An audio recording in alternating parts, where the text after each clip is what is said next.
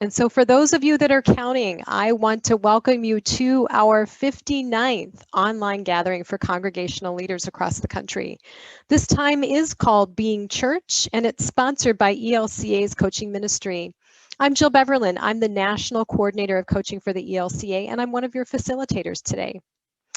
It's important for us to remember as we begin that this time is meant to be a safe and brave space for the people of our church to bring the truth of who they are and how they are doing. These conversations are an intentional step to live more fully into God's dream for us as the body of Christ. Today, we welcome the Reverend Dana Peterson, Director of Evangelical Mission for the Rocky Mountain Synod. Dana also happens to be an associate certified coach with the International Coaching Federation. Woohoo, go coaching. Dana has coached and consulted with pastors, congregations, and other organizations in the areas of transition, capital campaigns, organizational development, and personal and spiritual growth. Dana is a husband, father, grandfather, bass player, and motorcycle rider. As he likes to say, not necessarily in that order. So friends, I've already asked you that question. What's urgent for you today? That's an important part of the mindset that we bring to this room.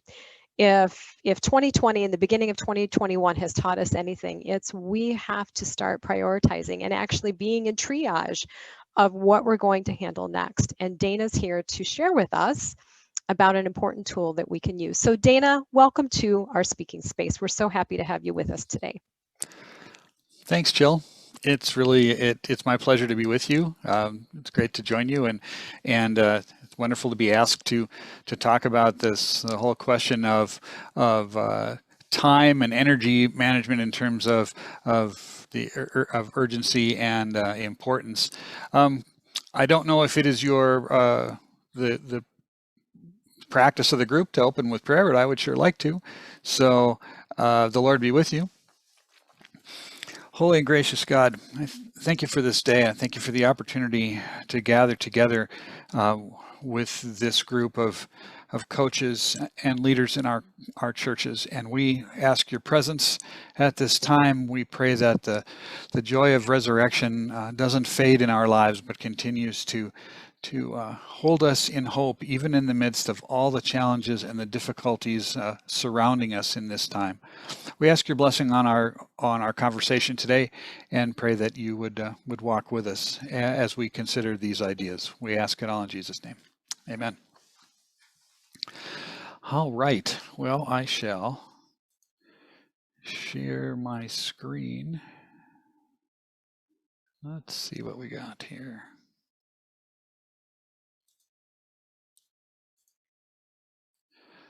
That looks about right. All right.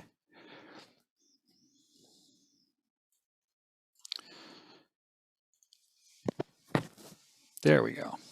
So most of us have an idea of who Dwight Eisenhower was. For many of us, he's remembered as the supreme Allied commander during World War II. He was the person who led the Allied invasion of Europe to free it from Nazi tyranny. Others know him as the affable president, the golf player that led us into the prosperous 50s. Set the tone of the Cold War. He led the creation of the interstate highway system. All that conversation we have these days about infrastructure, and Ike's name gets brought up quite often. And still other people know him as the person who warned us of the dangers of the military-industrial complex. But my question for you is, did you know that he was also widely regarded as an organizational mastermind, and whose efficient method for handling his many duties, both as general and as president, is still widely used today, although most folks don't know that it was his.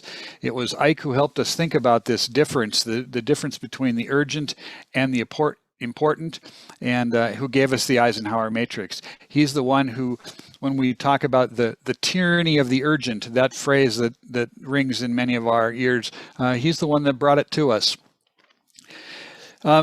For Eisenhower, he talked about, first of all, urgent things. So today, as we talk about this, urgent things are things that require immediate action or attention.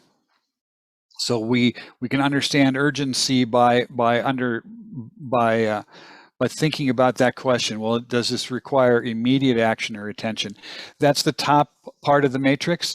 And then as we move to the other side of the matrix, we see importance, and he divides it between those things that are important and not important. So importance are things of great significance and of value, things that contribute to our long-term mission or goals. And sometimes important things are also urgent, but typically they're not. And that's kind of the challenge that comes before us in getting so that we understand the Eisenhower Matrix, is that understanding that not all things that feel urgent really are, and not all things that feel important really are. And beyond that, sometimes the things that feel urgent might not be important, and maybe we address them in a completely different kind of way. So so we divide the matrix divides up into 4 quadrants. Q1 is urgent and important. Q2 is not urgent, but important. Q3, unimportant and urgent. And then Q4, not urgent, not important. If you have any kind of question or comment while I'm talking, please just jump in and ask or speak, or if you're throwing it in the chat, maybe Jason can keep an eye on those, that kind of thing. Thanks, my friend. So in Q1, these are the things that are urgent and important. They have to be done. We all know what this is like. These are the things that just show up. They're unavoidable. And so we have to pay attention to them right away. Important calls and emails, emergencies, projects with deadlines, the meetings that we've called that they have to happen right now, and we've got a hard deadline. And a lot of us live our lives very much by that. I've got a hard stop at whatever time it is, and I've got to go to the next thing. Those things have to be done. We don't have the option of putting them off. But you notice that this quadrant is not the whole part of our lives, and sometimes we act as though Q1 is all we have to do. And I'm sure that somebody right now is thinking, it is all I have to do. I'm in that. Everything I've got is fire engine red all the time, and my hair's on fire all the time, and that may very well be true. But it may also not be true, and it might be that part of our conversation is to understand how these 4 quadrants really work. Again, if you have a comment about you want to throw in what your Q1 looks like, maybe throw it in the chat, and we can take a look at them. And Jason, just interrupt me if you've got stuff that people want to share. So thinking about quadrant 1, this is that place where, again, there's not much ability to put off stuff. And if we think about this from a coaching perspective, there are oftentimes things that our clients need to work with, need to get done, that are absolutely urgent and important. They don't have a choice in doing them, but they still have choices in how they approach them, what their goals are, how they move toward them, what kind of attitude they bring, all of those things. So there's still a lot of breadth. Even in Q1, there's a lot of breadth to how someone approaches this part of their work. All right, we'll leave it there for now, and move to Q2. Quadrant 2 is not urgent but important, and this is the place where you know the things are really vital. They have to get worked on, but they're not urgent. They don't have to happen this very second, and this becomes, for most of us, the most important quadrant of the 4, because this is where the growth happens. So when we're working with the things that we know are important, when we get to the things that we can say, this works, this is something I need to work on, this is a place I need to grow, this is a place I need to reflect about, those are the things that are not urgent but important. So the rule of thumb here is to schedule them, to make time for them. these are things like strategic planning, relationship development, systems thinking. And then this is the place where all the good, healthy self-care and rest and fun, all of that comes into this, because we know that those things are important if we're trying to live a balanced life. This is the place where our spiritual development comes in. This is the place where we think about how we approach our spiritual practices, and how we have conversations about our spiritual practices with others, how we reflect on them. This is that place, and this is a place that frequently gets squeezed, and we'll talk about this more in a couple minutes. But this frequently gets squeezed because the urgent can, in fact, tyrannize. So but when we stop to think about how things actually change, how systems move, they move when we are able to reflect on them and to not be reactive, but use our emotional intelligence to deliberate, to think creatively about problems and move forward in solving them. So this sense of being in Q2 becomes really important. Again, as a coach, one thing I often have conversations with my clients about, because they live busy lives. I have one client who said to me, I have great intentions of doing this kind of work, but by Tuesday afternoon, I'm so buried with the stuff on my desk, I can never get past it. I never get to Q2. Well, she happened to be a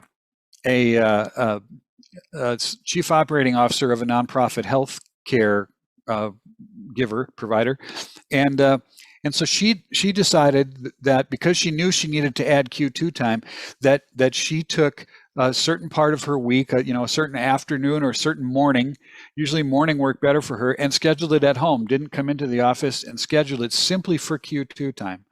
For pastors, if we're coaching clergy, this is the place where they're going to do a lot of their own spiritual work, where it's more than just writing next week's sermon. It's really thinking about, it's kind of the longer term plan. It's not planning Sunday, it's planning the church year. It's not planning Easter Sunday, it's planning the next 3 months.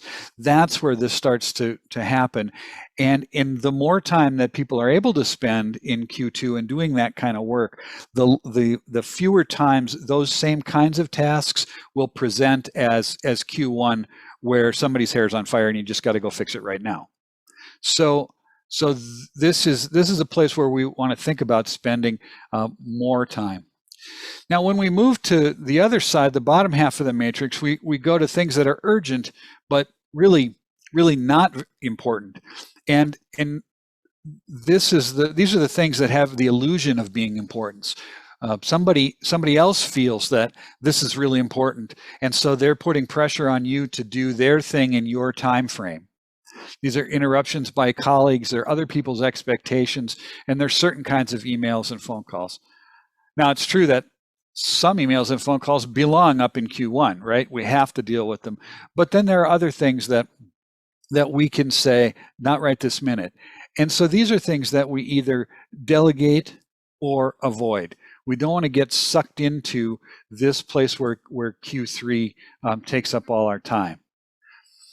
And this is a place where, when we say avoid, it doesn't mean procrastinate around them. It means give them the importance that they're due, but not any more than that. So you can say, I don't have to do that today. I can do that tomorrow. And legitimately prioritize that thing into tomorrow's list. And the challenge here for pastors and deacons is, as they're thinking about all the expectations and the interests that other folks are bringing on them, sometimes it becomes really difficult to sort that out and be able to put that in a place where they can make it work. All right, that's Q3. And then Q4, these are things that aren't urgent and aren't important. and they're just plain time wasters. They're the energy drainers, and they need to just be eliminated from our schedules. Things like gossip, like surfing the internet endlessly, doing the things that just waste time, and we know what those things are. Especially when we're working at home these days, and we have not only our work time wasters that are available to us, but we also have, well, gee, I really could go empty the dishwasher right now, or I really could take the dog for a walk, or I really could do a lot of other things that stop us from doing the things we have to. And so the challenge there is to eliminate them. At the same time, we know that that certain amount of time of getting off task is important for us to regrow, and to kind of settle ourselves. But that's not Q4, that's Q2. That's the place where we go, no, this is important. It's important that I don't work all day long without a break every day. It's important that I stop and have lunch.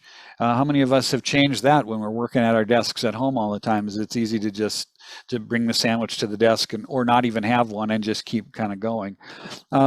Some folks like to reward themselves by saying, okay, when I finish this task, I'm gonna play, one game of solitaire, just to reset my mind. That happens. That's Q2. That's not Q4.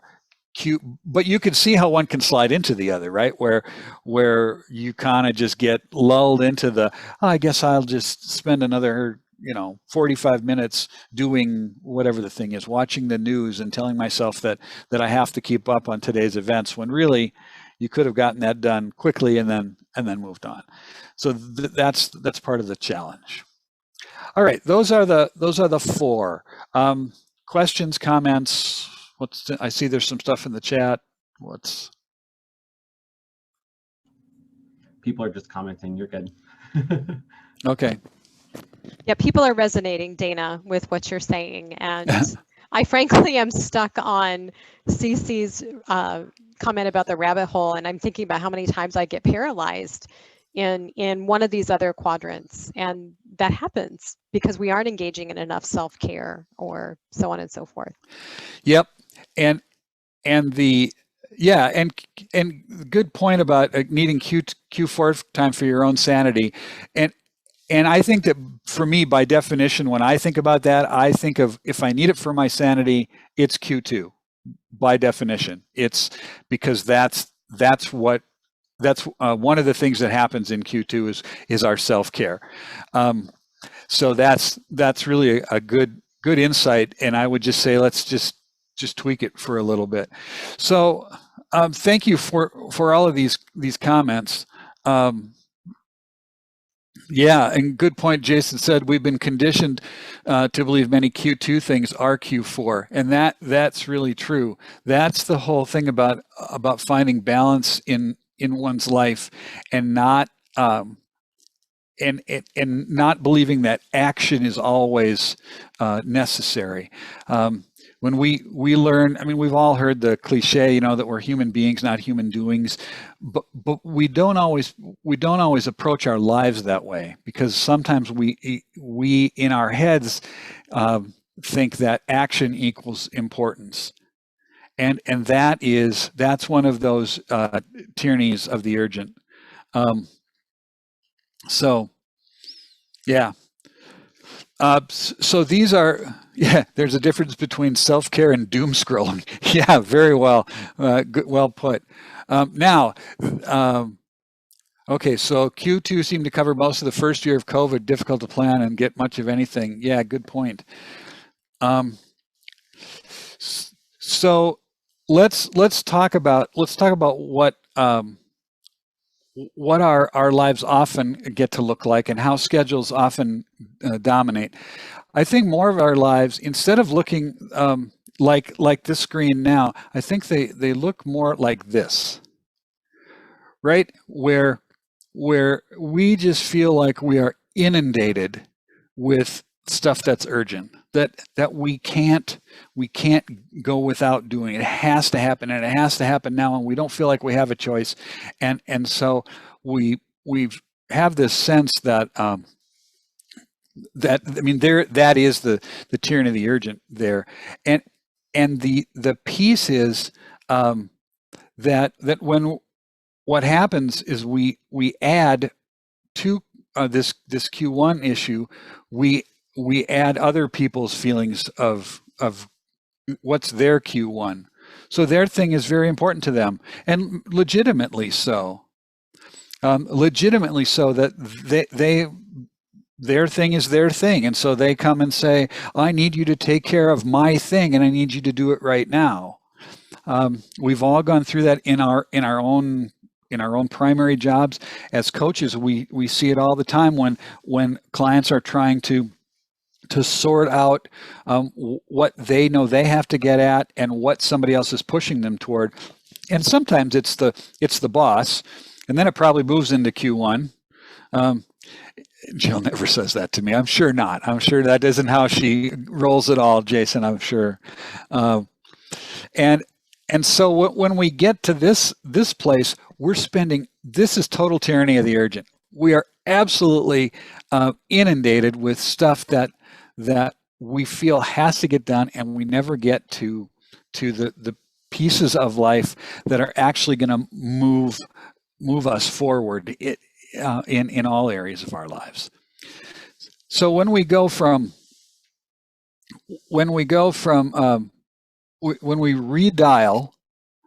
recenter ourselves, then we can move our area, our quadrants to look something like this.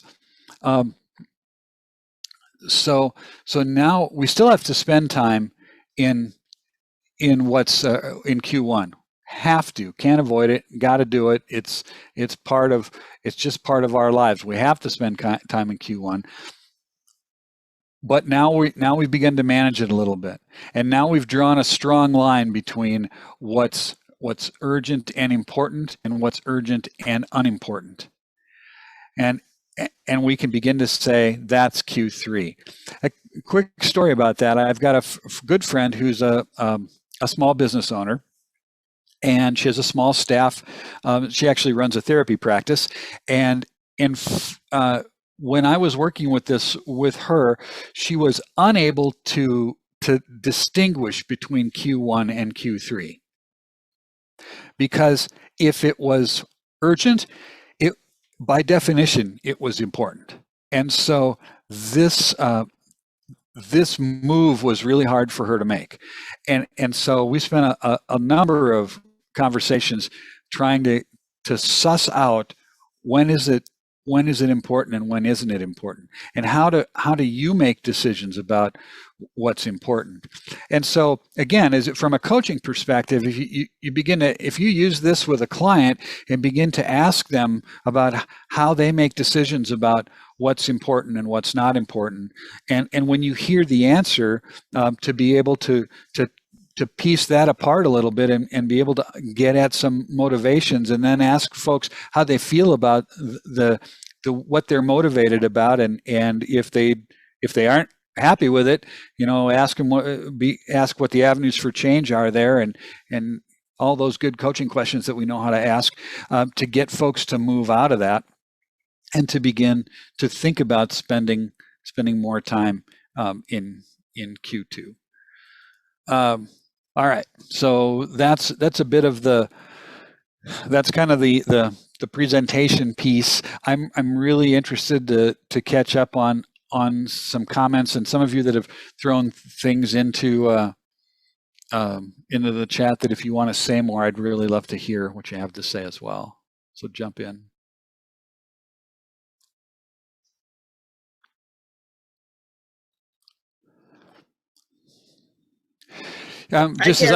Oh, go ahead.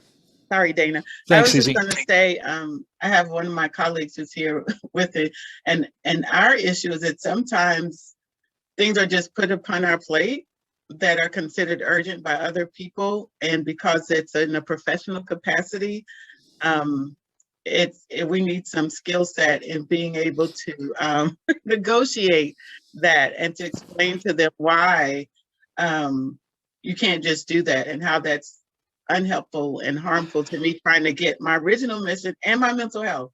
So that's what's Yeah, that's a really good point. And to think about how you can have that conversation, and again, ask as a coach, asking a client, how do you have those? How can you imagine having that conversation? What do you think that conversation would look like? You know, what are some ways that you can get your needs in front of your supervisor so that he or she can see what your challenges are. And then the other question might very well be, if if the person says, I really don't care, then if the boss says, I really don't care, I just want you to do what I want you to do, period, end of story, then that becomes some self-searching stuff about how do I exist in that environment and be true to who I am. How do I find ways to be able to do what's required of me by my supervisor and have my integrity, or just have a sense of fulfillment in that. And that's an ongoing dialogue. As of course my bishop, my boss, never wants me to do anything that I don't already really want to do. But if he were to do that, then I would have to ask myself, how do I accomplish that thing that he wants with what I already know I have to do? And I tend to ask myself, where's the synergy?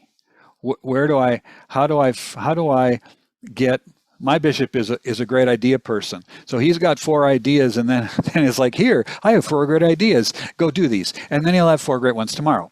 And so my challenge is to figure out how do I get his ideas into what we're already doing, and try to find the synergy that keeps us moving in a direction. And we've had good conversation about that, he and I, and that's worked out pretty well. But I know that's not easy for each person. Karen saying, I think being clear about your key one and then communicating that clearly, as well as connecting with your growth and joy. Yeah, that's good, Karen. Thank you. I think those things are really important.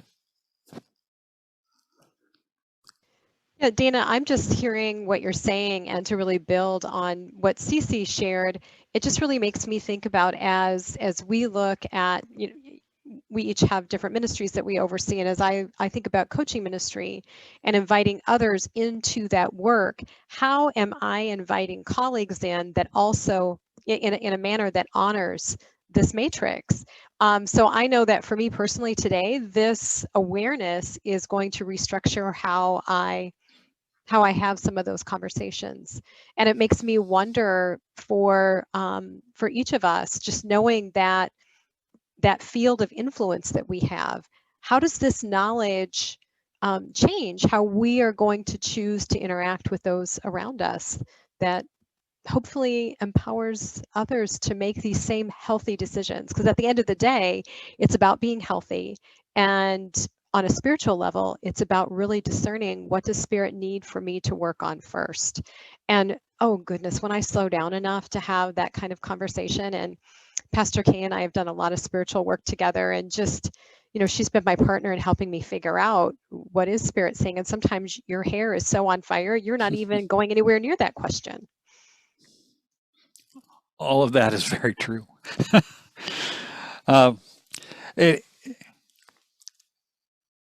Let me go back and just see what else is out there. What's the danger when church or council mixes up the two? Oh, okay, there we go. Difference between a call or covenant relationship and a boss-employee relationship. And I'm not sure. Ella, can you say more about that? Maybe not.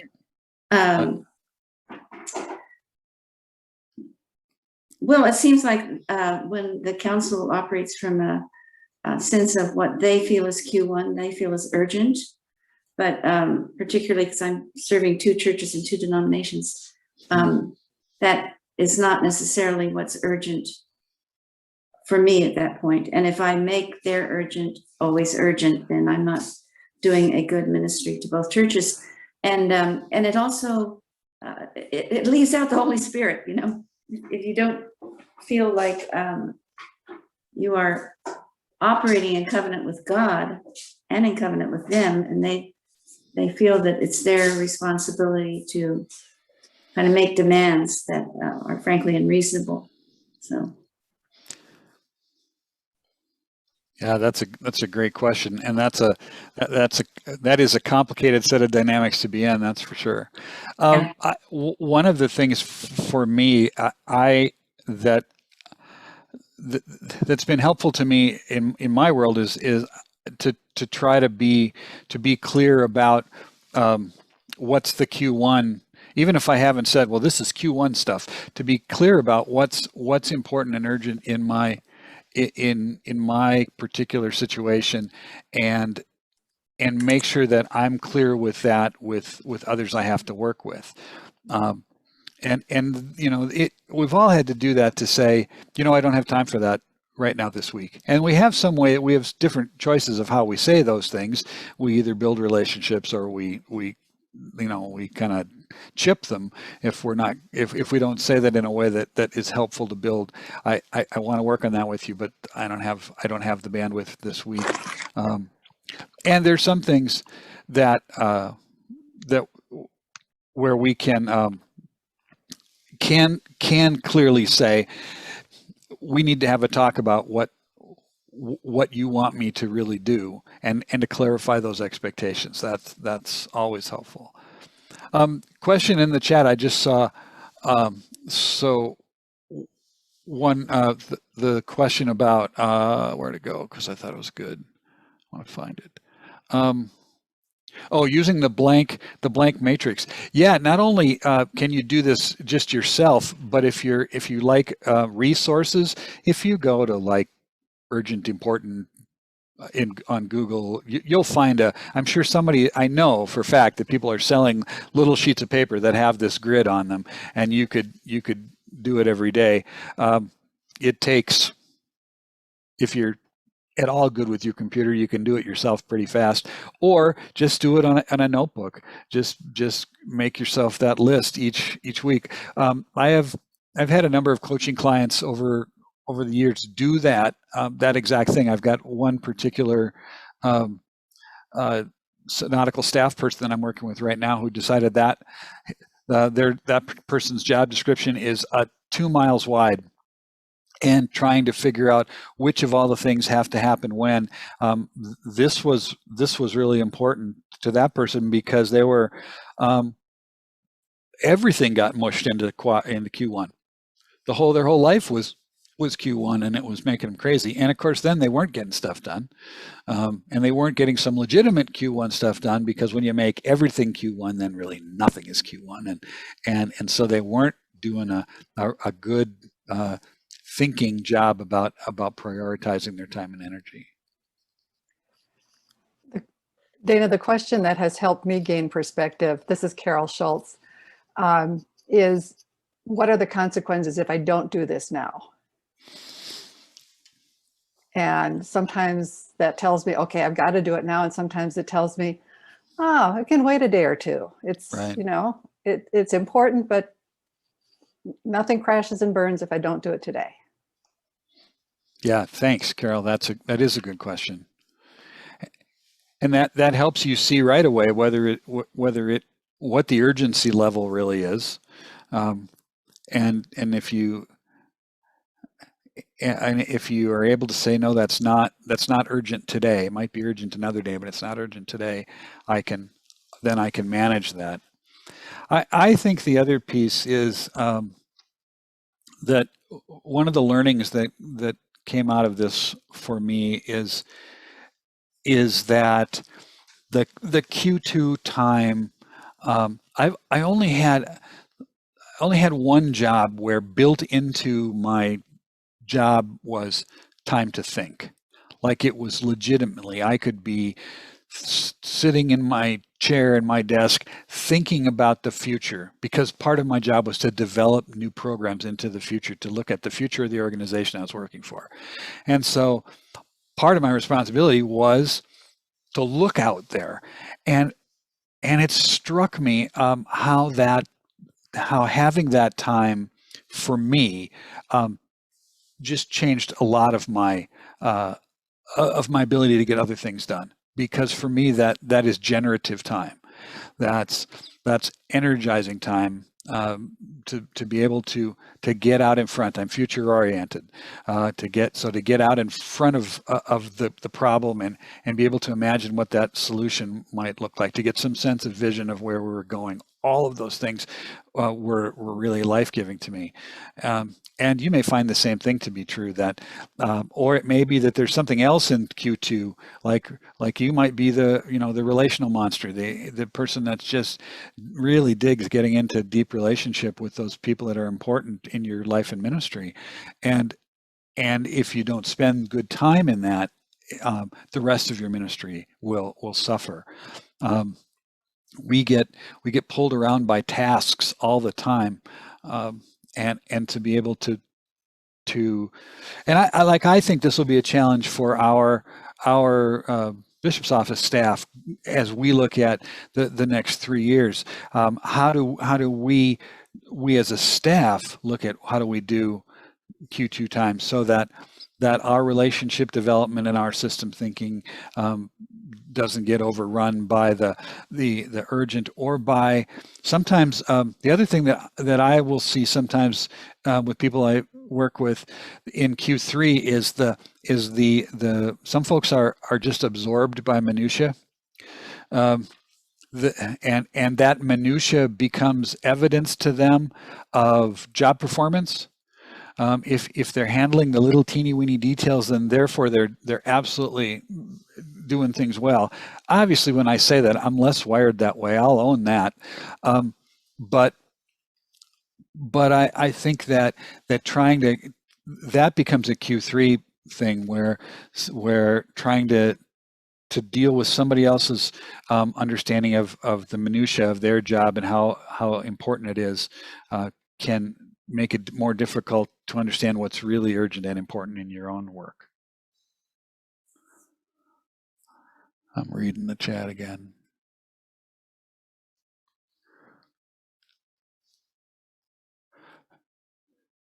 So Randy, tell me about, let's decide on your sanity. Let's put it to the group. Tell me about your comment about your sticky note.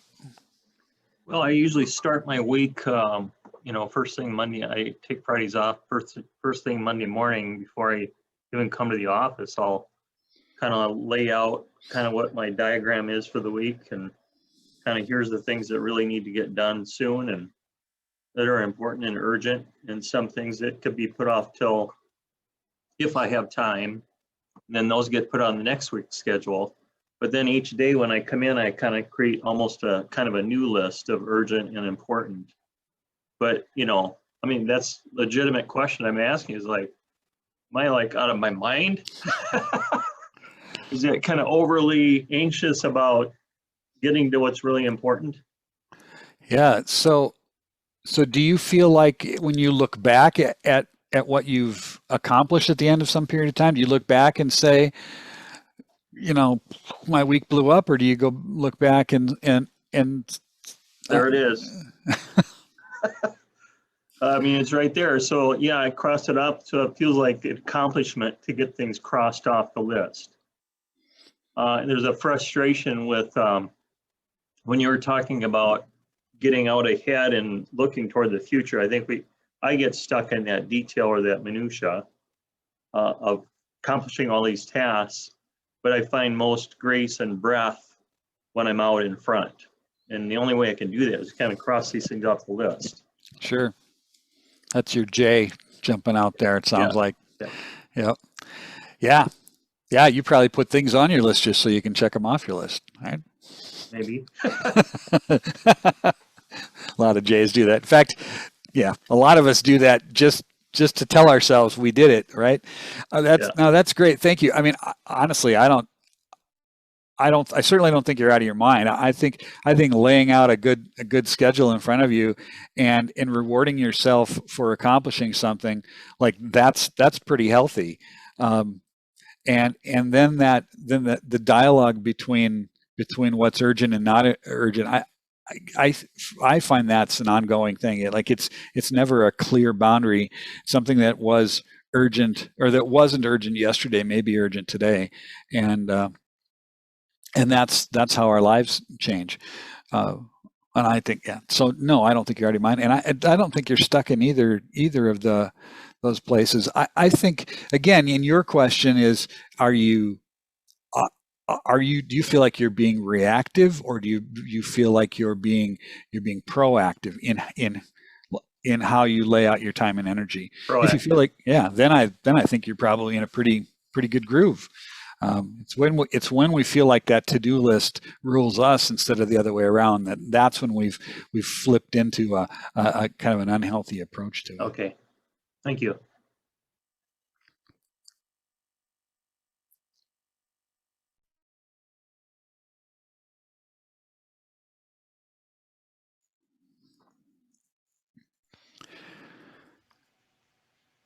So, oh, by the way, back to the earlier comment, naps are Q2. I just want to say that. And then Joshua says, if I spend most of my time in Q1 without taking time to plan for what's happening in Q2, by spending some time, or what's happening in Q1 by spending some time in Q2, I lose the chess game at hand. That's absolutely right. That's when you're not looking at the whole board, and you get focused on 2 or 3 players in one corner of the board, and all of a sudden the bishop comes from the other side and takes your queen. That's exactly right.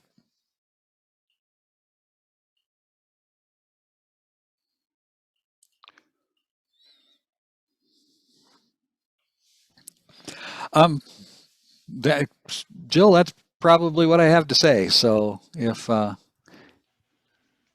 yeah, well, I'm excited about what you shared, Dana, and I'm wondering for the room, one of the things that we like to bring to this space is, what's your next most faithful step?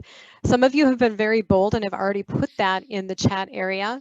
I want to make the offer that if talking to a coach one-to-one would be helpful for you, Jason will put his email address or mine in the chat area. We'll connect you with a coach to help you figure out how to harness this tool and put it to good use. But I would love to hear more from the gallery.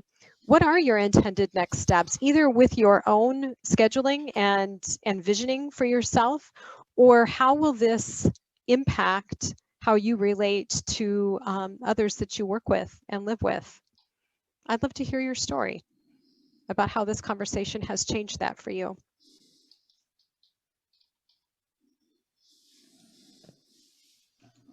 I'll jump in, Jill. This conversation has brought up a memory for me.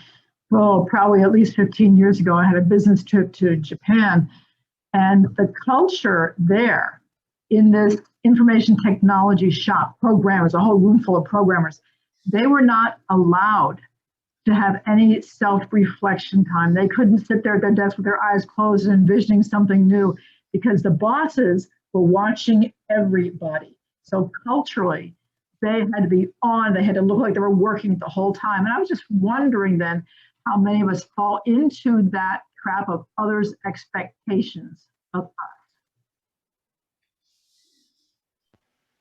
That's an excellent question to ask, and it's no mistake. Barbara's one of our coaches, so here she is being a coach and saying that out loud. Yeah, I love that question, and like the reason I shared the story about the one job that it was really okay to think is like, because I always felt that exact pressure you're talking about, is having to look like I'm productive, staring hard at the computer screen or doing something that, makes it look like I'm on top of something. And in that particular job, it was okay.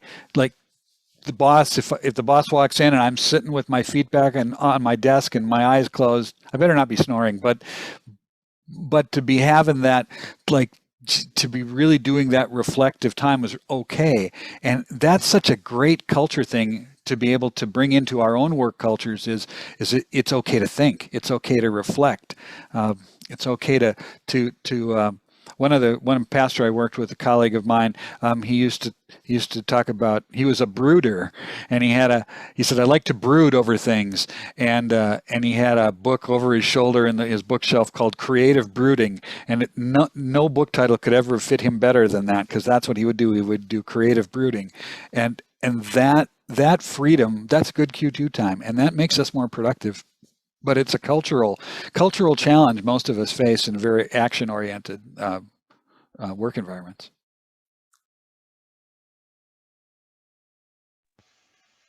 I appreciate the comment in the chat area about the suggestion of building this intentionally into staff time. And in that, I'm just imagining some of the staffs that I've served on, how there could be a wide variance of opinion about where what quadrant something should land in, and how do we approach those types of conversations with grace. So Dana, if you have any suggestions along that line of thinking, I would love to hear that. Yeah, that is a great question, and we've not adapted it. You know, in our I just had one of our staff people talk last week about some of this exact challenge, and I said, well, I'm doing this thing for the LCA Coaching Network. I could share it with you, and honestly, he didn't really respond. So. You know, when the pain of the problem is greater than the pain of the solution, you'll change. And when he gets to the point where he really wants to work on it, I'm sure he will. He's, you know, super capable guy. Just has to come to that place where that's the thing he needs to deal with.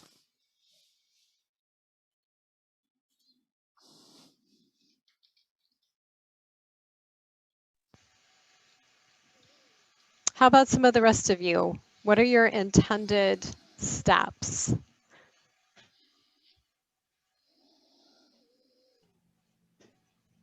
I have a question. Yes, friend. What do you do when your wife is a project manager? You say yes, dear.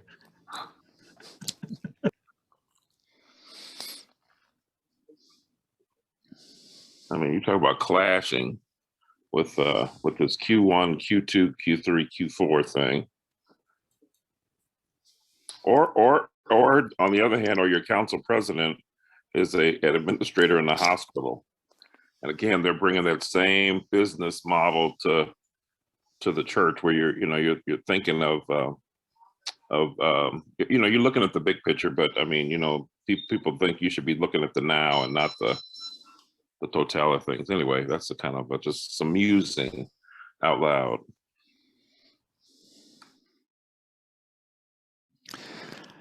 Yeah, it's a good question. If I had my coach hat on, I'd just swing it back at you. What have you done that works?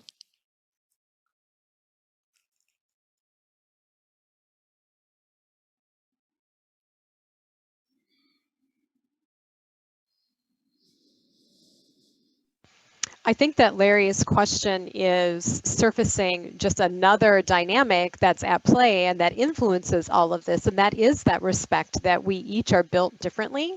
And how do we engage a tool like this that at the same time can respect that someone else is going to see that item in a very different part of that quadrant?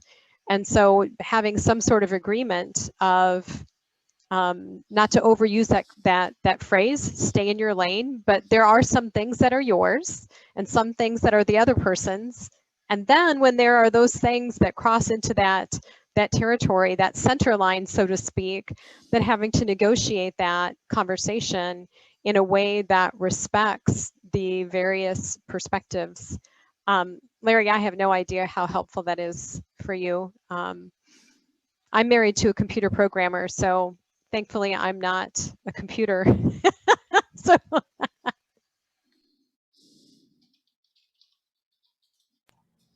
wonder if it's worth mentioning too, I've seen several references to Q4, and I wonder if there's guilt or shame there for us. I mean, we are grace people. We are also in a global pandemic on top of everything else. So just, I think, a friendly reminder to offer yourself grace if you find yourself in Q4, even if it's multiple times a day. I think that for me, that's one of those steps, because I can work pretty diligently. I tend to be an organizer, and so keeping my life in order is pretty good, but then I'll get to a point where my energy is just gone. And the funny thing is, it happened right before this started. I was scrolling through emails and thought, oh, that sounds like a really good thing. Well, I was at brain fried point, where I couldn't focus on my sermon anymore. I couldn't get anything done. And so it's like, oh, let's see if I can re-engage my brain by sitting in on this coaching session, which has helped. I mean, it's wonderful getting the brain going again. But when I get to that point of crashing energy, I think I need to intentionally go back to Q2 so that I don't get stuck in Q4. And there is going to be some overlap, my prayer time, my crafting time, which is a relaxing, pondering kind of time. But to make sure that I do that intentionally when I hit that low point in my energy. Yeah, I think all of those points about grace in Q4 are really good points, and again, all the borders of these quadrants are permeable, right? We slide in and out and through them, and so we may start out in Q4 and it may end up being in Q2. We might have just moved from wasting time to actually restoring ourselves, and we didn't even know we were doing it until we got there. So that's certainly, that mark of grace is a really good thing, a good reminder. I also put my email in the chat if anybody wants to talk more about this or other such things. I'd be happy to do that. Stuck it in there. It's up a while now. And I just want to say thanks quick. I'll have to hop off pretty soon because I have a Q1 meeting with my bishop at the top of the hour. So I'll have to do that. But I want to really say thank you for the opportunity to share with you, and the conversation is just great. I really appreciate it. Dana, we thank you as well for sharing this tool with us, and just so grateful. Yeah, I see Cece going like this. Yay! Thank you for that. And, Thanks, Cece. and do reach back out if you have further questions for Dana, who obviously has employed this tool many times. I think a final question I will leave us with, and it's one that, again, as coaches, we ask this a lot. Imagine yourself a year down the road and you have been engaging this tool faithfully. What do you imagine your life to be like a year from now after using this sort of tool?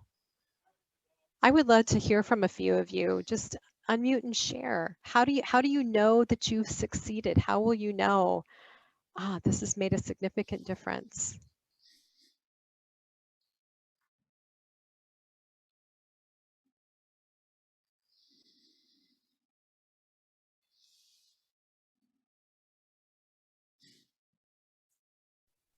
For me, I think if I use the model, I will be able to tell by the amount of space my Q1 and Q3 take up to be able to do that, because I think I'm pretty strong, and I try to let people know what I can or cannot handle.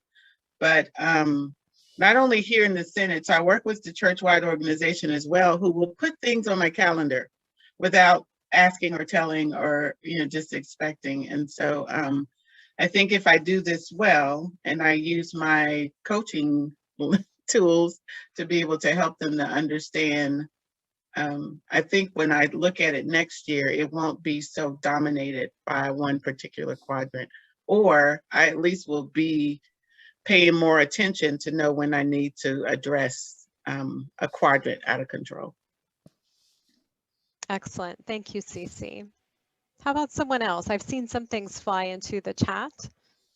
I think if I learn how to do this, learn how to follow this model, that I'm going to not only be less frustrated and possibly have a cleaner desk, but because I'm very easily distracted by minutia or other people's emergencies, but I might also see more people in the congregation getting involved in the faith formation ministry that we're launching. Just thank you for saying that. One of the things that strikes me is, and I've not done this in any kind of organized way, but if we were to take our temperaments, or our Myers-Briggs types, or our Enneagram types, or all that, and lay this on top of this this particular challenge, we'd see how so many of us who are in this kind of work are NFs. NFs they're drawn to that helper. Or if you're a 2 or a 9 on the Enneagram, you are drawn to that harmony and that helping stuff, which can take you into Q3 so fast your head's swimming and you don't know you got there because somebody else had a thing, and your helper gene is so strong that you got to go work on it. So anyway, thank you. I would just like to say thank you for the information. It's Reverend Campbell. I learned a lot from this, and I'm going to work on it. I'm between 2 and 4. I'm between 2 and 4, but I'm going to work with it. Thank you. Thank you very much. Dana, look at all this positive ripple effect that started for us. I love it. Yeah, that's great. Thanks. And Cece, yeah, absolutely. The Bowen stuff, spot on. Yeah, me too. So friends, thank you for this time, and with this, I just ask a final question that you will take with you, hopefully into the next weeks. I want you to really think about how your relationship with God is changing because of engaging this tool, because at the end of the day, we're hoping that that's something that we see a closer and closer awareness and relationship with Jesus Christ. And speaking of a close relationship with Jesus Christ, our friend Deacon Tammy Devine is someone who exemplifies that relationship well. And Tammy, I invite you to bring us a time of blessing. The Lord be with you. May the joy of the Lord be your strength. May the love of God empower you. May God increase your faith and fill you with hope. May you walk in God's pace with a heart at peace. In Jesus' name we pray. Amen. Amen. Thank you again, friends, for being with us. Dana, thank you. Next week, our guest speaker is Rachel Alley. She will be with us for the final session that she's bringing on the initiative of growing young in the ELCA. So we hope to see you then. With that, I turn things over to Tammy and Jason. And God bless you, friends. I'll see you next week.